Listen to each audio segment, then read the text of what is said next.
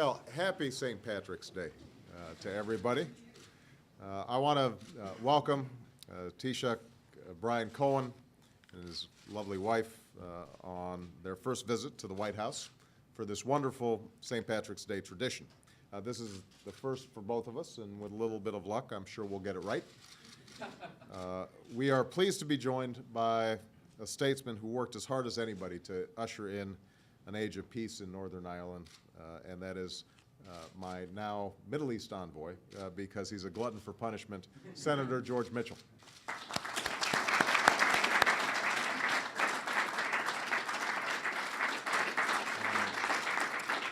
I am also proud today to announce that I am naming a great friend, Dan Rooney, co-founder of the Ireland Fund, unwavering supporter of Irish peace and culture and education, not to mention the owner of the Super Bowl champion Pittsburgh Steelers, as the United States ambassador to Ireland. He will be an outstanding representative.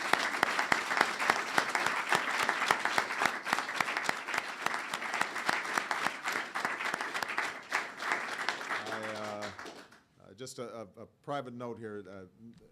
Dan is a great friend. He and his family are as gracious and thoughtful a group of people as I know, and so I know that he is just going to do an outstanding job. And the people of Ireland, I think, will benefit greatly from him representing the United States there. Now, before I turn it over to Taoiseach, it turns out that we have something in common. He hails from County Offaly, and it was brought to my attention on the campaign that my great-great-great-grandfather on my mother's side came to America from a small village in this county as well. We are still speculating on whether we are related. I do share, though, a deep appreciation for the remarkable ties between our nations. I am grateful to him for his leadership of Ireland. The bond between our countries could not be stronger. As somebody who comes from Chicago, I know a little bit about Ireland.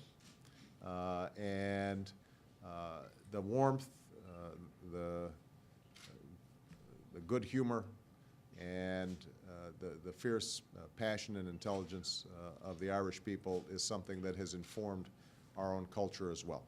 And so that's why this day and this celebration is so important. So with that, what I'd like to do is let Taoiseach say a few words, and then I believe he's got something to give me.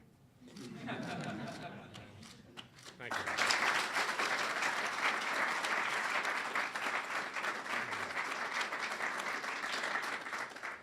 Well, thank you very much indeed, Mr. President, Secretary of State, Senators, distinguished members of Congress, members of the Irish delegation, members of the press. Ladies and gentlemen, I first of all say that Mary and I would like to thank you, President and the First Lady, for your very warm and gracious welcome to the White House this morning. Your invitation to meet today and to host this ceremony honours Ireland and all her people at home and abroad. And I want to, in the first instance, greatly welcome your appointment of Dan Rooney, and we look forward to Dan and Pat coming to Ireland. They will be very welcome. They are regular visitors. They know Ireland so well. And Dan has been a great personal friend of mine down the years too, and I really very much welcome his appointment. I know how great an honour it is for his family.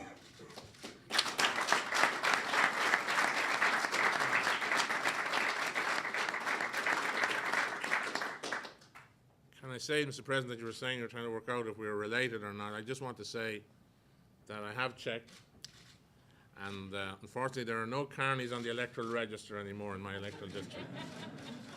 But if there were, I can assure you I'd have them on my campaign team. I hope, of course, someday to reciprocate your great hospitality by welcoming you and Mrs. Obama to Ireland, where we will offer you the warmest of Irish welcomes, I can assure you. Mr. President, during your election campaign, you captivated the hearts and minds of millions of people. On the island of Ireland, across Europe and across the continent, indeed, your story and your message of hope were truly inspirational and universal in their appeal. We offer you our warmest congratulations, our good wishes, and our steadfast support. Mr. President, St. Patrick's Day is a time of joy and pride for all Irish men and women everywhere. today when Irish America is bound together by a green thread woven through the great cities and into the heartland and length and breadth of this great country.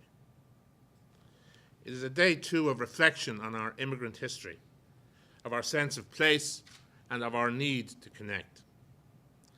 St. Patrick, of course, was an immigrant to our shores. He brought with him the great gift of faith, and in doing so, he changed our country so much for the better.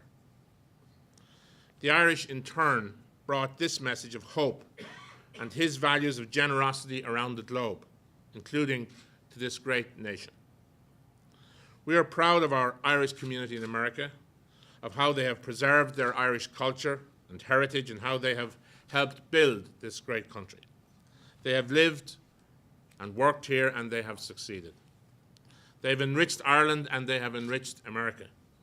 And on this St. Patrick's Day, in these most difficult times, we remember the enormous trials and deprivations experienced by our immigrant peoples in times past. Times of poverty, oppression, and famine, indeed, troubles on a scale unimaginable to us today. Their achievements inspire us with the strength of the human spirit and the certainty that we will succeed and that we will manage our way together to safer and better economic times. It is my firm conviction that America's leadership, your leadership, will be at the heart of that global resurgence. And every country has its own pressures and difficulties. We must each face up to them and to our own problems. But we also have to stand together in partnership. In Ireland, you will find, Mr. President, the most steadfast of friends. Time and again in our history, we have looked to America for leadership on the long and often difficult road to peace. At the darkest moments, the United States has been a constant source of hope, a reservoir of support, and a steady and trusted guide. The contribution of the United States has been immeasurable. And some of those who played a central role in our peace process are with us today, including your Secretary of State, Hillary Clinton, and of course, our dear friend, Senator George Mitchell. I wish them well in their work for peace in the Middle East. And I know that their work in Ireland will help to give them the strength and wisdom they will need in the months and years ahead. We all know that the process of peace building and of reconciliation takes patience and perseverance. In recent days, an evil, unrepresentative, and tiny minority has challenged the democratic institutions which we have built together in Ireland. The people of Ireland, north and south, have risen to that challenge. They have spoken with one voice. They have rejected violence and division. They have stood by peace, reconciliation, democracy, and freedom. Mr. President, there is a phrase in the Irish language, is féidirling. It may seem familiar. It translates as, yes, you can. In that spirit, and in the spirit of friendship between our two countries, I am pleased to present you this bowl of shamrock. I thank you once more for your kind welcome to the White House, and I wish a very happy St. Patrick's Day to you, to your family, and to the American people. Thank you very much. Thank you.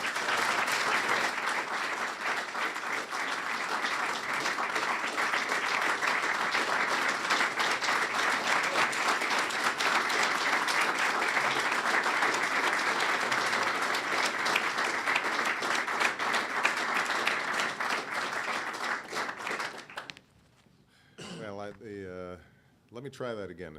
It's Federland, huh? It's Federland. It's Federland. All right, I got that. Yes, we can. I want to thank the Taoiseach and the people of Ireland for this beautiful bowl of shamrocks. Not only does it symbolize the deep and enduring bond between our peoples, but it serves as a hopeful reminder that whatever hardships the winter may bring, the eternal promise of springtime is always around the corner.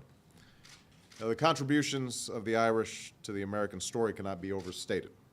Irish signatures are on our founding documents.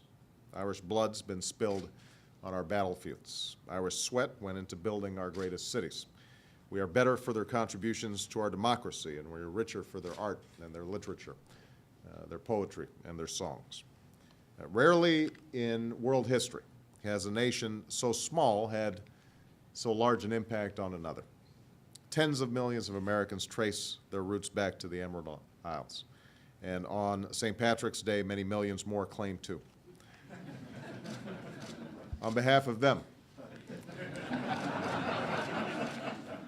and all Americans, I thank the Irish people for this gift and for all that they've contributed to the chronicles and the character of America.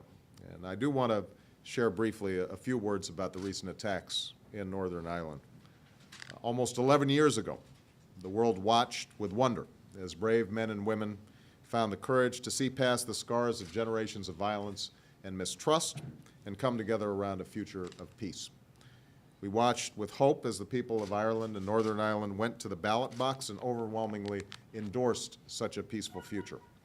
But every peace process is challenged by those who would seek to destroy it. And no one ever believed that this extraordinary endeavor would be any different.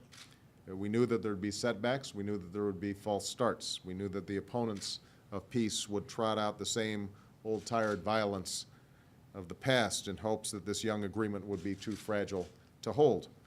And the real question was this: when tested, how would the people of Northern Ireland respond?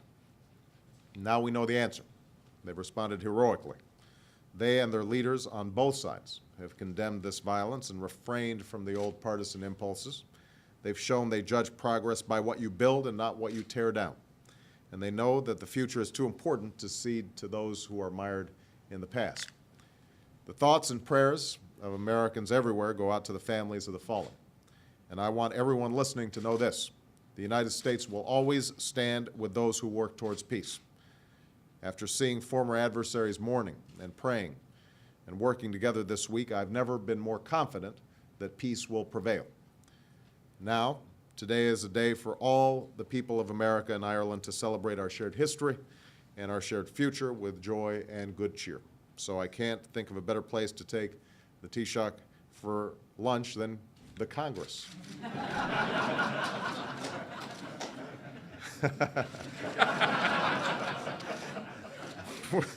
We'll be, that was good, wasn't it? You like that? We'll be heading there shortly for the annual Speaker's St. Patrick's Day luncheon, a tradition in which Democrats and Republicans put aside partisanship and unite around one debate only: who is more Irish than whom? So I thank the Taoiseach in advance for bringing relative peace to Washington for at least this day. Thank you very much, everybody.